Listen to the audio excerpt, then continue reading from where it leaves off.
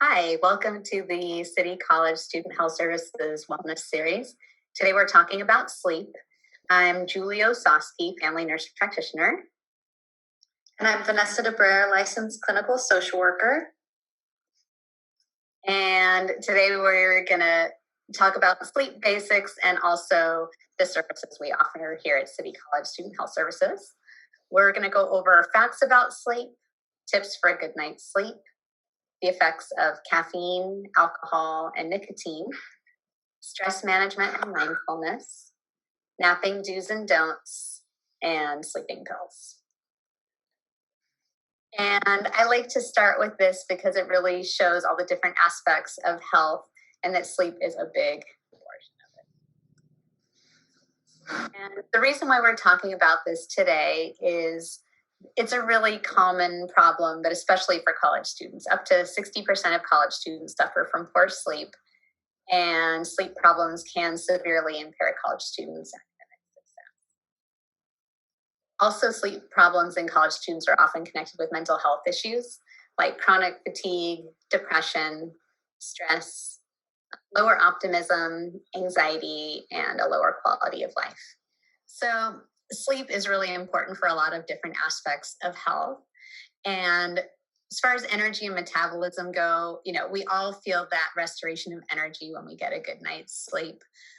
What many people don't know is that getting healthy amounts of sleep can decrease the risk of developing obesity and decrease the risk of developing diabetes. From a learning perspective, getting a good night's sleep can help improve thinking, memory, problem solving, focus, and attention to detail. People who get healthy amounts of sleep have quicker reflexes and are less likely to have accidents. From an immune perspective, having a good night's sleep helps your body fight infections and actually can make vaccines work more effectively. From a heart health perspective, good night's sleep gives your heart and vascular system a chance to rest by reducing your heart rate and blood pressure. And healthy sleep also decreases your risk of developing depression. So how much sleep do we need? This is a question I get pretty often, and it does vary at different stages of our lives. People vary in how much sleep they need, but for the average adult 18 years or older, we do find that we need about 7 or 8 hours of sleep to get a good night's sleep. As far as tips for getting a good night's sleep, here are just some tips to set you up for success. Set a schedule. Go to bed and wake up at the same time every day. Exercise can really help you set you up for a good night's sleep. Exercise at least 30 minutes a day, but no later than a few hours before going to bed. Exercise right before bed can really get your body and mind going. So earlier on in the day is best. Open your blinds first thing in the morning to get natural light. That helps set your sleep-wake cycles. And spend time each day outside in the daylight. We recommend no caffeine after 3 p.m., avoid large meals before bed, and also avoid nicotine late in the day and alcoholic drinks before bed. Some more tips for getting a good night's sleep. And we put a lot of them in here because many people have tried a lot of these before. Stop using all technology, including cell phone, at least 30 minutes before bed. Computer screens, cell phones, iPads all emit a light that activates our brain and can disrupt sleep. So stopping using those at least 30 minutes before bed can help set you up for falling asleep well. Relax before bed. Think of something that's relaxing to you that you can put as a part of your routine, whether it's a warm bath, reading, or something else that helps you relax. Create a room for sleep. Avoid bright lights and loud sounds. Keep the room at a comfortable temperature. And don't watch TV or have a computer in your bedroom. And use your bed for sleep and sex only. Don't work, eat, or watch TV in bed. Caffeine. A lot of us are using caffeine to help keep us going through the day. And you can feel it's a stimulant. Often after drinking it, you feel energized and ready to go. Using caffeine within 6 hours of bedtime can make it hard to fall asleep. So whatever your desired bedtime is, we recommend no caffeine within 6 hours of Caffeine can delay the timing of your body clock, and it can reduce your total sleep time and the amount of deep sleep you get. And so for most people, we say avoid caffeine in the late afternoon and evening. And specifically, if you have insomnia, we generally recommend avoiding caffeine after noon.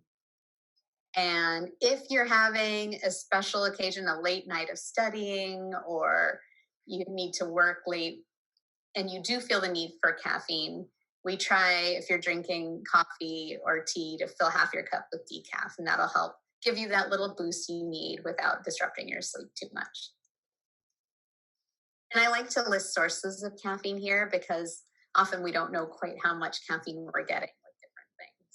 So with 1 cup of brewed coffee, which is about 8 ounces, generally speaking, it has about 95 milligrams of caffeine. Different coffees have different amounts, but this is on average. And instant coffee does have less at 60 milligrams of caffeine. A shot of espresso has about 65 milligrams of caffeine, so less than brewed coffee. And a cup of black tea has about 47 milligrams of caffeine, whereas green tea has about half that much at 28 milligrams. A 12-ounce can of cola has about 40 milligrams of caffeine, and Mountain Dew actually has more at 55 milligrams of caffeine. And 1 ounce of dark chocolate has about 24 milligrams of caffeine, and milk chocolate has about a quarter of that amount. Guarana is a seed that's often processed to make foods and energy drinks and supplements. And if you're using guarana, it's important to look at the caffeine content, but some drinks that have guarana seeds can have up to 125 milligrams of caffeine, and which is quite a lot. Energy drinks, 1 serving of an energy drink is different than a cup. So it's really, again, important to read labels. 1 cup, which is 8 ounces of an energy drink, has about 85 milligrams of caffeine. But the standard energy drink has about 16 ounces, so that's 170 milligrams of caffeine. And a 2-ounce shot of an energy drink has about 200 milligrams of caffeine, which is about the same as 2 cups of brewed coffee. And if you're taking an energy supplement, a caffeine supplement, they often have about 200 milligrams of caffeine per tablet.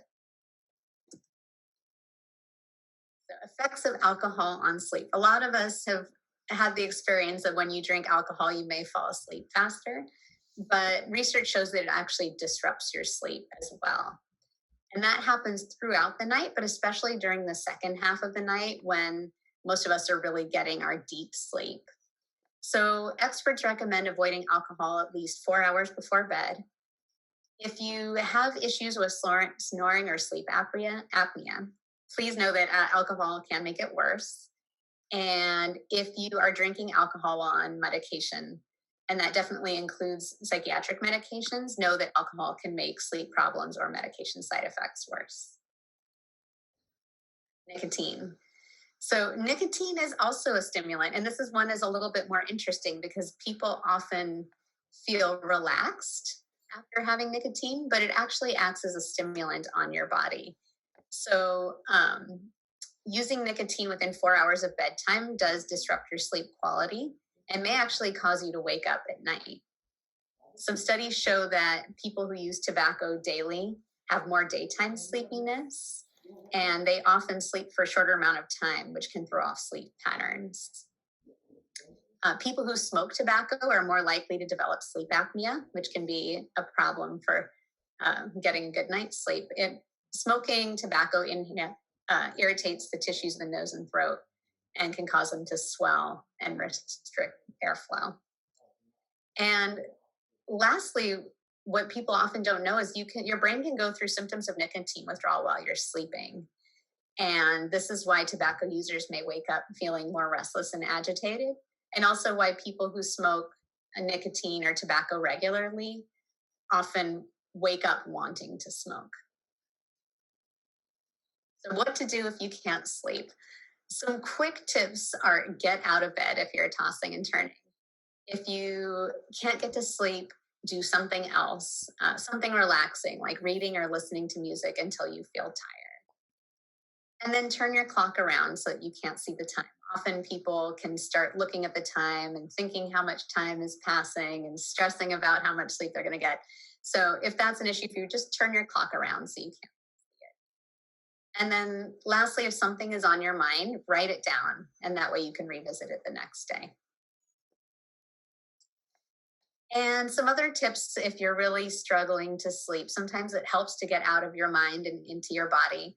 So here are some yoga poses that can help people get better sleep. And I've included the link here if you want to take a screenshot or if you want to learn more and try it on your own. But some poses that help sleep are child's pose, this reclining bound angle, standing forward bend, like the wall, and the corpse pose.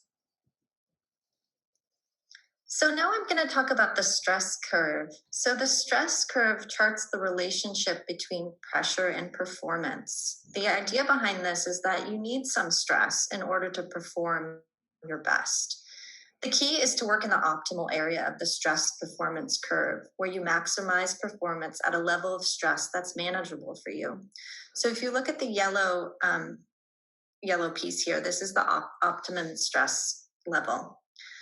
So while some stress can be actually helpful, historically stress was used for survival. It was helpful in terms of protecting us. It warned us of danger. If we all know of the fight or flight. So stress can be helpful. It's when exhaustion, which is this orange piece or the red piece here, exhaustion and burnout are real experiences. And these can really lead to physical and emotional consequences. So if you have thoughts like everything is just too much or I can barely cope, these are really signs and statements that you're in distress and that there's really an imbalance between the demands placed on you and your ability to meet those demands, and that you've reached burnout. So burnout is an accumulation of excessive stressors, which leads to an unmanageable stress levels. Stress management tools, which we're going to go into soon, can help individuals avoid the experience of burnout. So really understanding your stress can be very helpful. So stress is different for everyone. So it's important to know what techniques work for you. Do you have sources of stress or even signals like physical sensations like headaches, stomach pains? If you can recognize your stress, what stress looks like for you, you can come up with strategies and healthy ones versus maybe unhealthy strategies like turning to alcohol or substances. So stress management strategies, this can be really helpful in our day-to-day.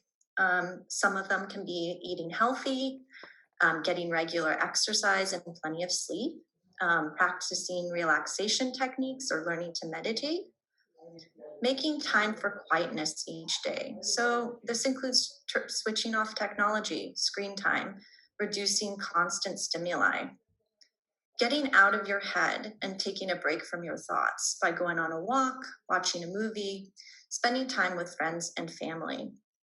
So time management or managing your time through prioritization and organizing tasks can also reduce stress. This next one is talking about boundary setting. So healthy limits and healthy boundaries can be a new concept for some people. What healthy boundaries means is it's an internal set of rules that we establish for ourselves. They outline what behaviors we will tolerate from others, how much time and space we need, and just the priorities we have. So healthy boundaries is really about having self-respect and being able to take care of ourselves and think about our well-being. So setting boundaries and healthy limits with friends and family can reduce stress. And lastly, seek professional counseling if needed. Stress management is a main source of what students come to our services for, so do not hesitate to reach out. So mindfulness, many of us hear about mindfulness. We hear about how important it is, being in the moment, being here now. Those are some of the catchphrases that we often hear about mindfulness. But mindfulness has lots of great things to it. We know that it is associated with many healthy benefits, such as lowering your blood pressure and strengthening your immune system. And it can lead to less intense stress responses. So mindfulness is really an important thing to think about. So mindfulness meditation involves focusing on your breathing and then bringing your mind's attention to the present without drifting into concerns about the past or present. Try practicing mindfulness during the day, ideally 20 minutes. Some people do it in the morning, kind of setting the intention for the rest of the day. Some use it for sleep at night and kind of helps to relax them and get them ready and prepared to do some sleep. If you create a habit, you can learn to relax more easily. Taking breaths can actually activate the parasympathetic nervous system, which initiates the relaxation response. So this will lower heart rate, blood pressure, respiration, and really allows your body to engage in sort of the reparative and restorative functions. And you might not experience relaxation right away. And it may feel, it might not feel like you're getting the benefits, but over time you will feel more sense of calm and reduction in stress. So research has shown that engaging in mindfulness meditation can have added health benefits, reduce stress, and aid with sleep. Now this slide outlines a meditation that you can try on your own. Go ahead and take a screenshot of it if you feel like that would be helpful for you.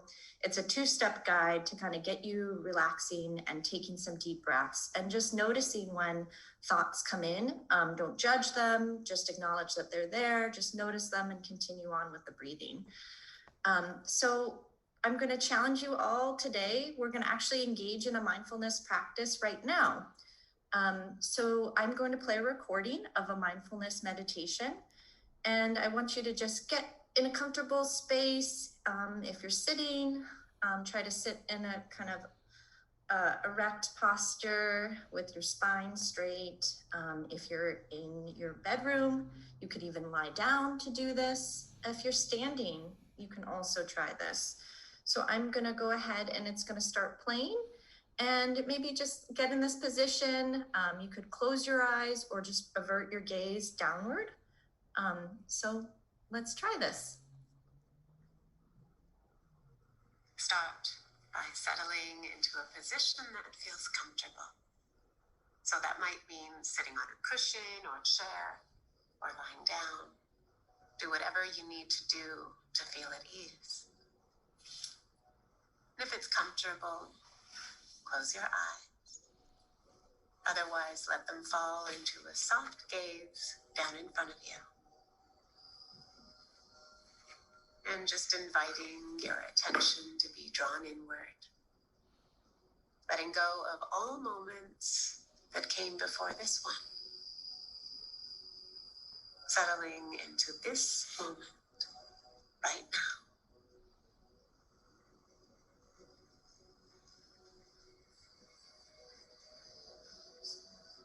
Now take a few long, deep breaths.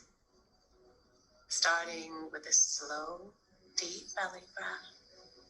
Holding it for a moment. And then gently releasing that breath.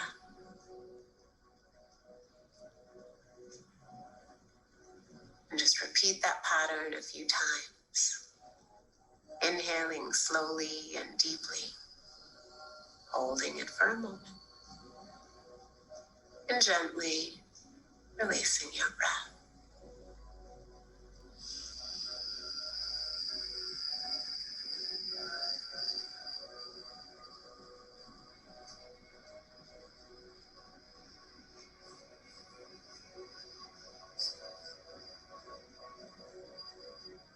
Now relax your breathing so it's natural.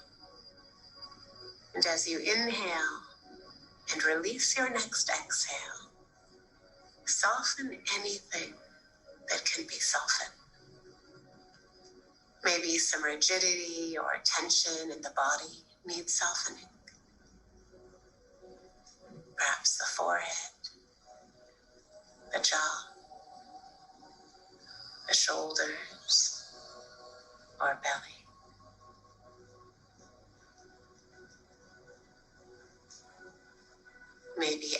thoughts in the mind need softening.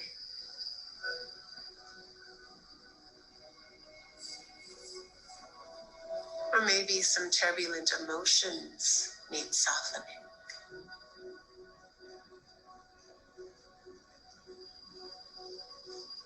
Softening whatever needs softening, whether in the body or the mind.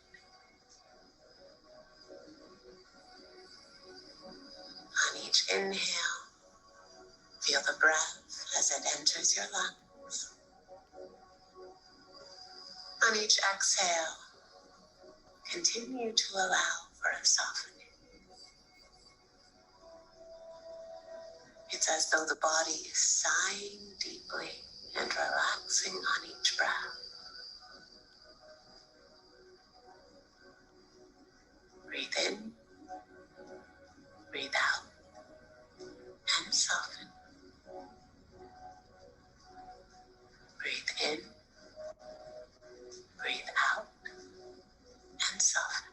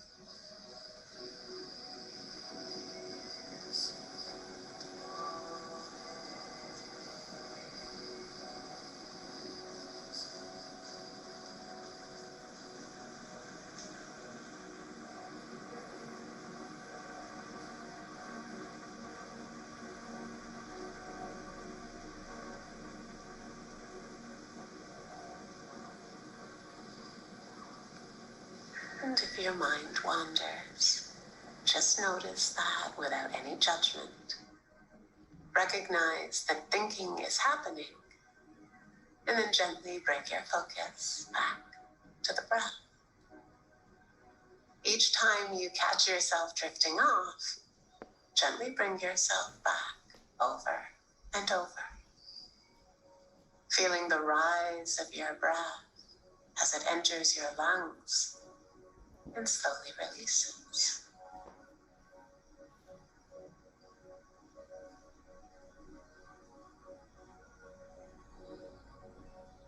And if your thoughts or physical body or emotions feel tight or restrictive, once again, soften whatever needs softening. Breathe in, breathe out, and soften. Breathe in, breathe out, and soften.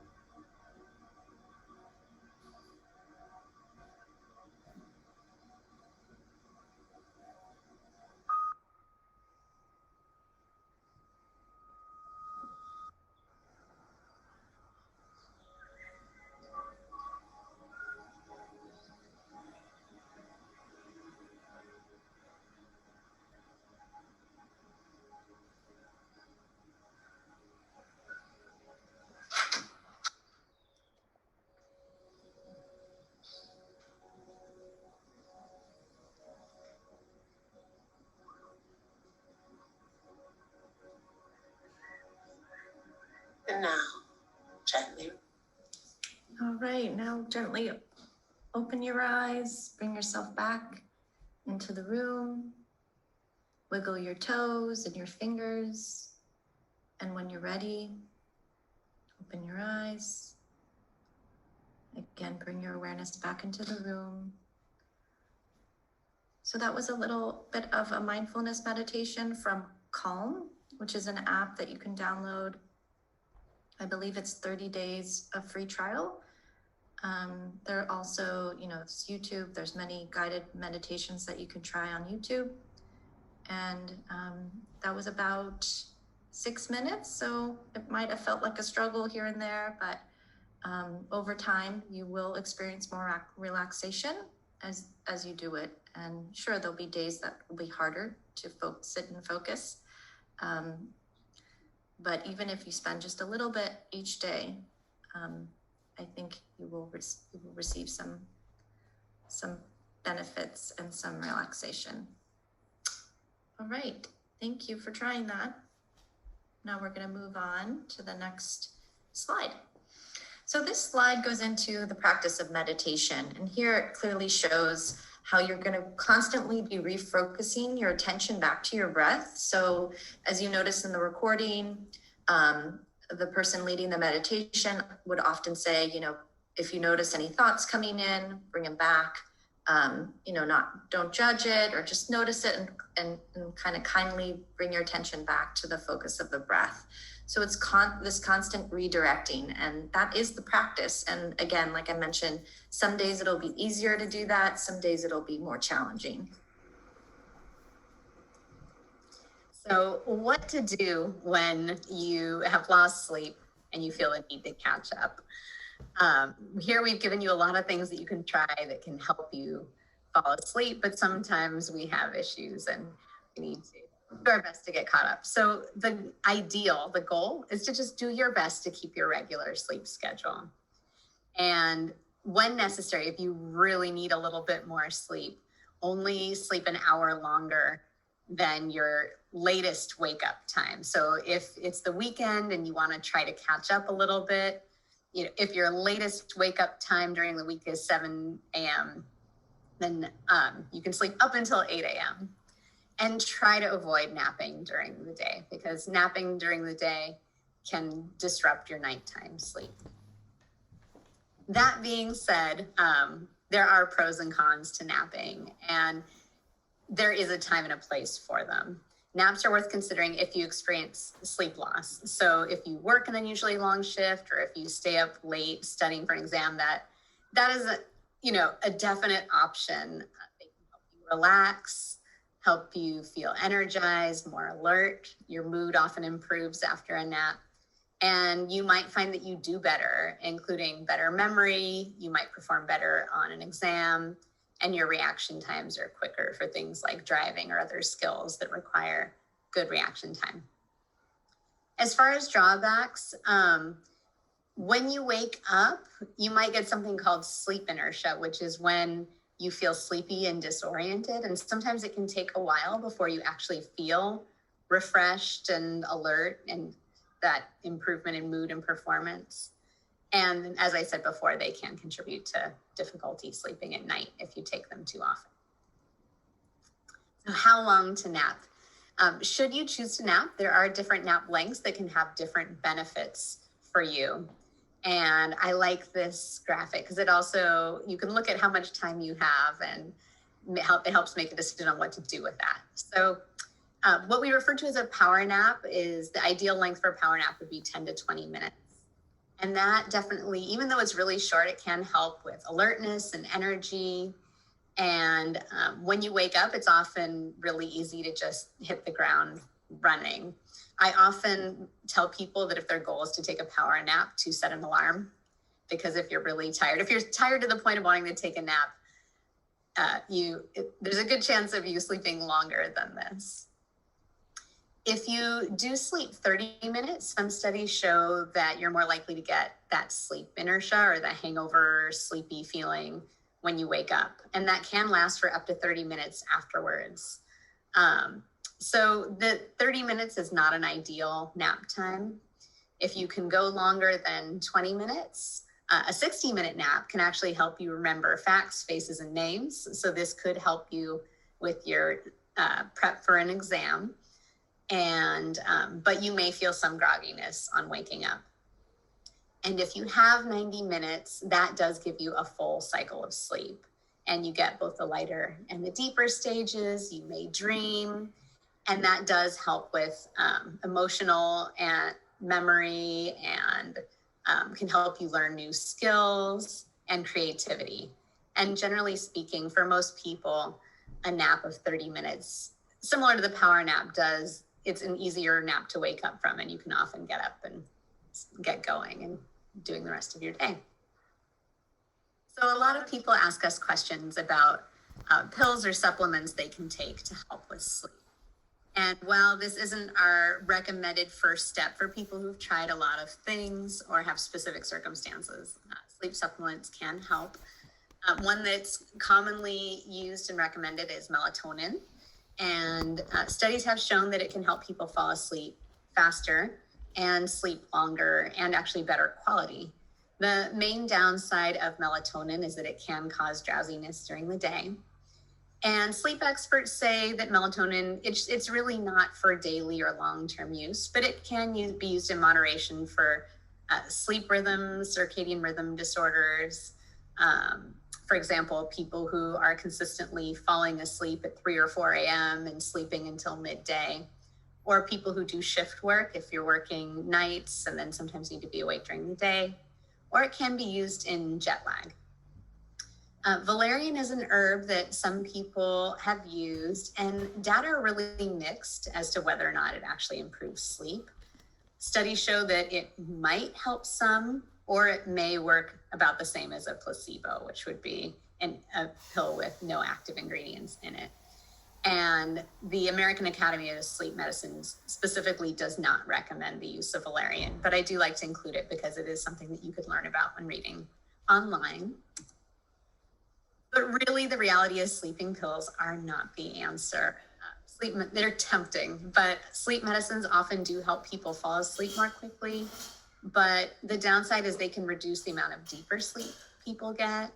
We do actually see increased rates of depression in people who use sleeping pills. They can impair people's memory. They've been shown to increase the risk of falls and early death in all age groups. And if used, sleep medicines are most effective when used occasionally or for less than 1 month. The other thing to consider if you're considering sleeping pills is that they can create a psychological dependence. And that happens when you become convinced that the only way you can get a good night's sleep is by taking a pill, then you actually will have difficulty going to sleep without it. So if you've tried, everything you can think of, if you're really hit a wall and you are considering trying a sleep medication, we do recommend talking to your doctor first. So here, and if you'd like to take a screenshot of this, now is a great time. If you want to dig deeper on any of these topics, here are some resources for further reading. And we think they have some great, specifically if you want to go into the yoga poses and more descriptions of them and look at those on your own time. And here's some links you might like. And, we know that these are guidelines for the general public, and we know that everyone has their own special circumstances. You may have tried a lot of these things. You may work nights and be in school during the day. And, for people who really want one-on-one or individualized support, we are here. We do offer both mental health and medical appointments virtually Monday through Friday and free of charge. And we also have in-person medical appointments with nurse practitioners on Mondays, Tuesdays, and Thursdays at our Student Health Center on the Ocean campus. And those are also free of charge. And if you need support beyond what we can provide here, we also have referrals to outside resources.